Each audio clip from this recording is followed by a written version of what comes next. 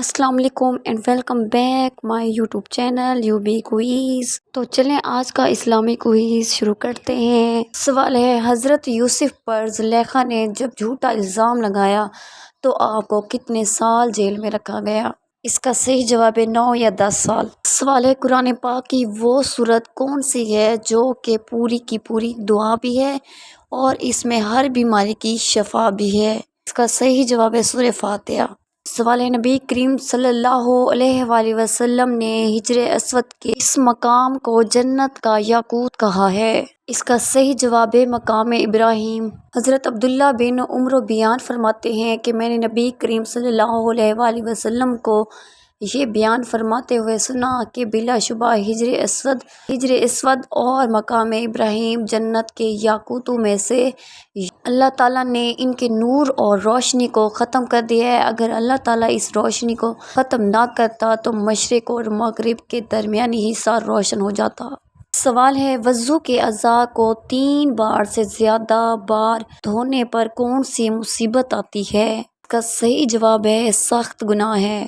سوال ہے، کس صحابی نے سب سے پہلے مسجدوں میں پردے لٹکوائے تھے؟ اس کا صحیح جواب ہے حضرت عثمان غنی۔ سوال ہے، کون سی برائی اگر ذرہ برابر بھی ہو تو انسان جنت میں نہیں جائے گا؟ اس کا صحیح جواب ہے غرور اور تکبر۔ سوال ہے، اسلام قبول نہ کرنے پر کس خلیفہ نے اپنی بیوی کو طلاق دی تھی؟ اس کا صحیح جواب ہے حضرت ابوبکر صدیق۔ سوال ہے، کون سا عمل کرنے والے انسان کو 70 شیطان روکنے کی کوشش کرتے ہیں؟ اس کا صحیح جواب ہے صدقہ کرنے والے کو۔ سوال ہے، وہ کون سے نبی تھے جن کے لیے جنت سے حور لائی گئی تھی؟ اس کا صحیح جواب ہے حضرت شیس علیہ السلام کے لیے جنت سے حور لائی گئی تھی۔ سوال ہے، وہ کون سی نشانی ہے جو اچھا وقت آنے سے پہلے ظاہر ہوتی ہے؟ اس کا صحیح جواب ہے اخراجات میں کمی اور رزق میں برکت۔ سوال ہے، کون سے صحابی اپنی بہن کو قرآن پاک پڑھتے ہوئے دیکھ کر اسلام کی طرف مائل ہوئے تھے؟ اس کا صحیح جواب ہے حضرت عمر فاروق۔ سوال ہے، خالص منافق کی 4 نشانیاں کون سی ہیں؟ اس کا صحیح جواب ہے رسول اللہ صلی اللہ علیہ وآلہ وسلم نے فرمایا کہ 4 عادتیں جس کسی میں ہوں تو وہ خالص منافق ہے، اور جس کسی میں ان 4 میں سے ایک عادت ہو وہ بھی نفاق ہی ہے تک اسے نہ چھوڑ دے۔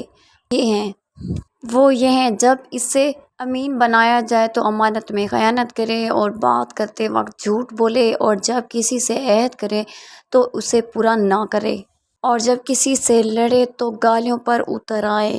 سوال ہے، کھانے کے شروع میں اور آخر میں کیسی چیزیں کھانا مسنون ہے، میٹھی یا نمکین؟ کا صحیح جواب ہے نمکین۔ سوال ہے، وہ کون سی سبزی ہے جس کو حضور اکرم صلی اللہ علیہ وآلہ وسلم کھانے کے برتن میں تلاش کر کر کے کھایا کرتے تھے؟ اس کا صحیح جواب ہے کدو۔